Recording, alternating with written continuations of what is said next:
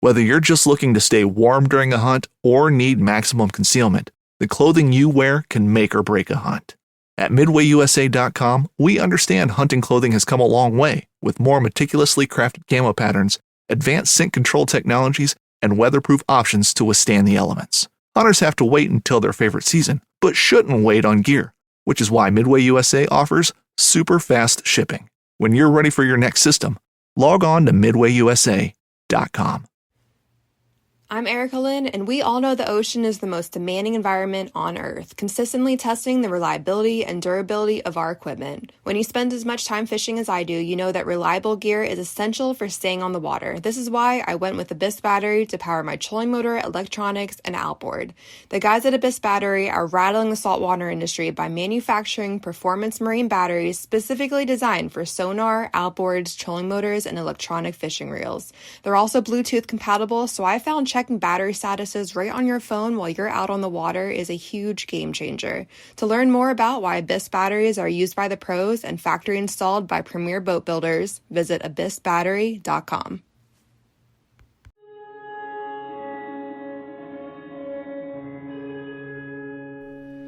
Hi, I'm Adam Berkmans, and today we're making venison neck goulash. This recipe was created by Natalie Auer, a field staff writer for Harvesting Nature.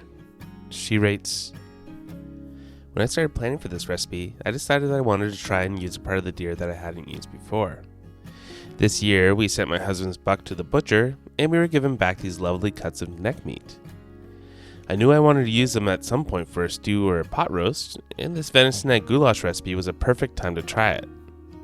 The neck is full of connective tissue and muscles, and when it's braised gently, it melts into this wonderful tender bite.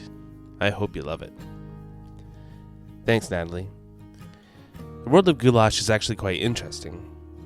Different versions abound, and a goulash in the United States has almost no resemblance whatsoever to a goulash from Hungary or from the rest of Europe. How did this happen? Why is this dish so ubiquitous across much of the world? Well, let's dig into it. I mentioned Hungary in the last sentence, and that's where we're going to start delving into goulash's history. It all started on the Elfeld, or the Great Hungarian Plains, a flat steppe-like territory occupying over 54% of Hungary, and reaching into Ukraine, Serbia, Slovakia, and Romania. Throughout history, this Great Plain offered no real natural barriers, and so was a playground for passing armies like the Huns, the Mongols, and the Turks, who all left an indelible impression on the food and culture of the region. Way back in the 800s, the Elfeld was also populated by cowherds, groups of men who had herded cattle across the plains. Working in small groups of 5 or 6, they would ride their small, hardy horses, herding longhorn cattle with cattle dogs and a small horse-drawn cart or wagon in tow. These cowherds were known as Goulash. In the evening, they would set up a metal cauldron over the fire and cook a simple and filling stew, which usually consisted of dried bacon, wild onions, a rustic grain like millet, wild caraway, salt, and lots of pepper. If one of the steers happened to get injured and had to be put down, then the goulash would dry out the meat, store it in bags made of the stomach, and add it to the stew until it was gone. Is this starting to sound familiar to you? Rough men out on the plains, herding longhorn cattle, pulling along a small wagon, eating spicy stews cooked over the fire. They even had wide-brimmed hats and high boots if an artist's illustrations of them can be believed. Turns out American cowboy culture existed 1,000 years before anyone realized. These Hungarian cowboys would eventually end up in towns and villages to trade or sell their livestock, and the simple stew that they ate slowly caught on with the villagers. The dish became more and more popular, and it was eventually named after the herdsman who had introduced it, Goulash. Anglicized, that's goulash. It would kind of be like if we called Texas chili cowboy. It's actually not too late to make that change. I think cowboy is a much more fun name for the dish. The goulash dish began to spread around the plains, becoming popular in every cattle market town, and then eventually making its way all the way to cities like Venice, Prague, and Vienna. Since it was a simple dish, which could be easily altered to suit what ingredients you happen to have on hand, locals could easily adopt it to suit to their own taste or the ingredients that had available to them. Since Since the area also played host to several different religions, the dish could easily be altered to suit religious needs, meaning that it was a dish enjoyed by everyone: Jews, Muslims, Roman Catholics, and Orthodox Catholics, which could be quite rare at the time. As farms and homesteads began to intrude on the outskirts of the plains, the dish became to be associated with rural farmers and common folk, hearty food for hearty people. The goulash culture began to be hemmed in or pushed out, and the dish of goulash became the food of the common farmer rather than the herder. Transatlantic voyages in the late 1400s and early 1500s brought a whole new suite of plants back to the old world, including one particular plant that would change goulash forever: the chili. Chilies were brought into Spain, traveled quickly through North Africa, into Italy and the Balkans, and then were finally brought up into what is now Hungary during Ottoman rule. Chilies were being grown in Budapest by the Ottomans as early as 1569, and some enterprising soul realized that they could be dried out and turned into a powder. This spicy powder was called paprika, and would forever after alter the flavor of food in the area, starting of course with goulash, the everyman's dish. Hot paprika replaced pepper as the main spice in the dish, and there are travelers' accounts claiming that the red dish of goulash was hearty with spice that warmed the belly. This spicy form of goulash remained extremely popular with the common people and took on a form very similar to what we know as Hungarian goulash today. The dish had also spread to neighboring countries following the cattle trade, and each had its own unique take on the dish. Italy, Czechia, Germany, Slovakia, the Netherlands, Slovenia, Serbia, Croatia, Austria, Poland, and Albania all had their own versions of goulash, all eaten by the common people, while the wealthy nobles enjoyed fancier French and German contemporary cooking.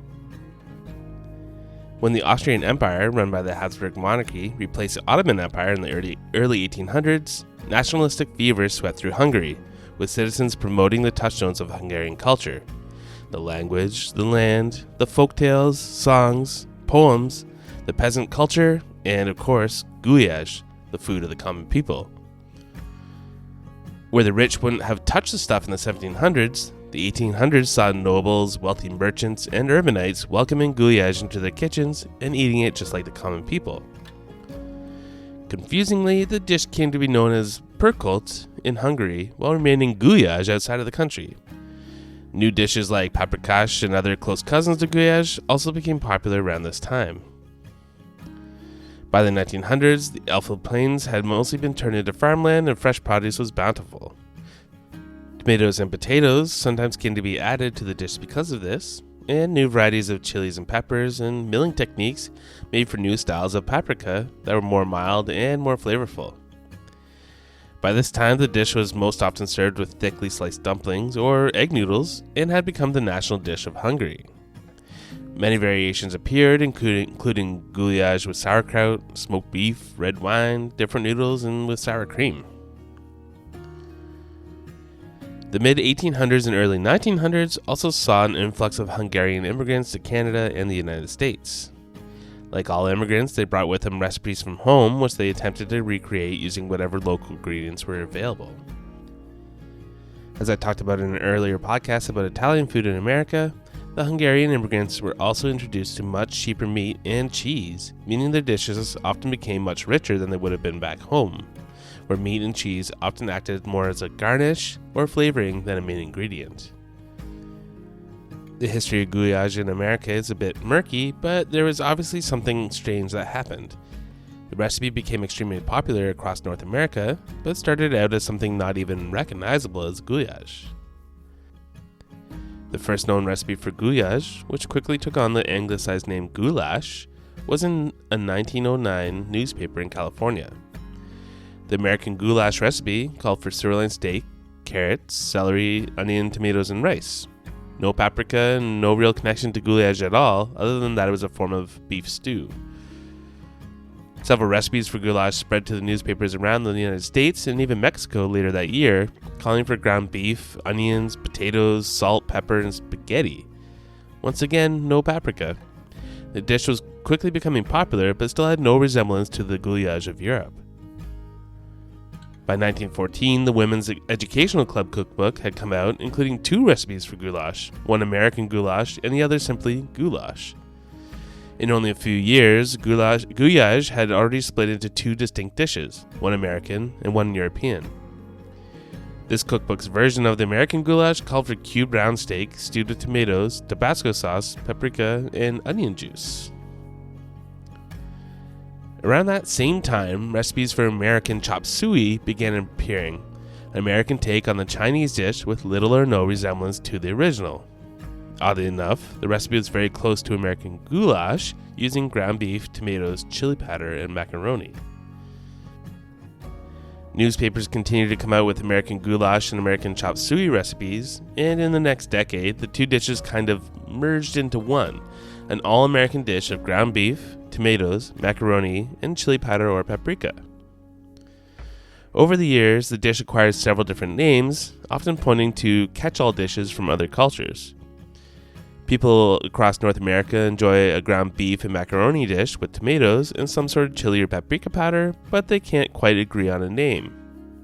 Goulash, American goulash, chop suey, American chop suey, beefaroni, cheeseburger macaroni, hamburger helper, Johnny Marzetti, and slumgullion are just a few examples.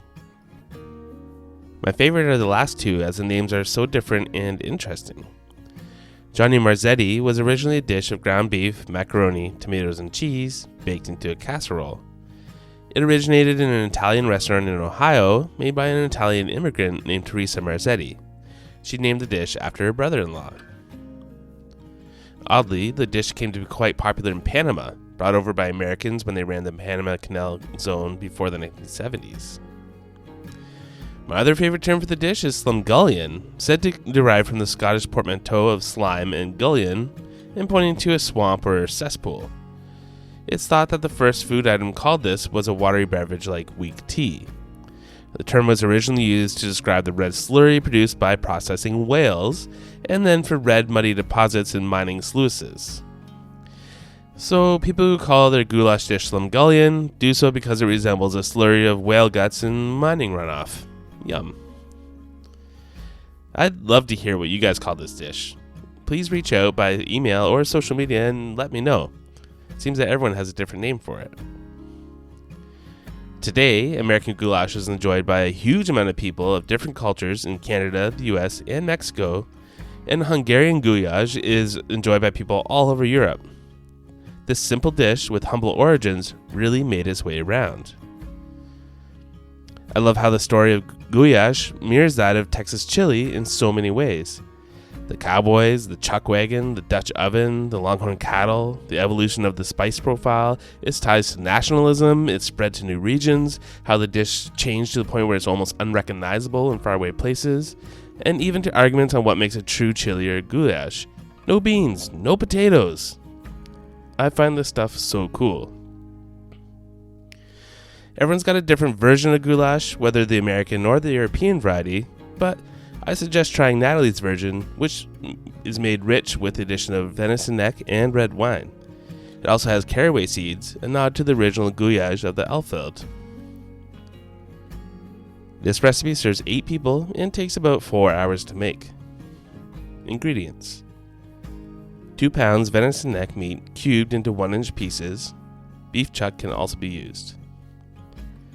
1 teaspoon of olive oil, 1 teaspoon of butter, 1.5 pounds of onions chopped, 1 green bell pepper chopped, 3 tablespoons of tomato paste, 4 garlic cloves minced, 1 teaspoon of coarse salt, 1 teaspoon of black pepper, 2 tablespoons of smoked paprika, 2 teaspoons of dried marjoram, 1 teaspoon of caraway seeds, 3 cups of tomatoes seeded and chopped, 2 cups of bone broth. Natalie uses homemade bone broth made from venison shank, but beef will work as well. 1 cup dried red wine, half a cup sour cream. To make it: warm a large pot over high heat, coat with olive oil. Brown venison in batches and set aside. Turn heat down to medium heat. Add butter to pot. Be sure to scrape all the remaining caramelized bits of meat from the bottom of the pot. This will be the base of our sauce. Add the onion and bell pepper. Cook until fragrant and tender, about 5 minutes. Add tomato paste and garlic and stir. Add salt, pepper, paprika, marjoram, and caraway seeds. Stir. Add bone broth and wine. Stir until combined. Lower heat to simmer and cover. Cook for 3.5 to 4 hours, or until meat is tender. Stir in sour cream at the last hour. Serve over warm buttered egg noodles or rice. Enjoy! For more great wild fish and game recipes, be sure to subscribe and follow Harvesting Nature's Wild Fish and Game podcast.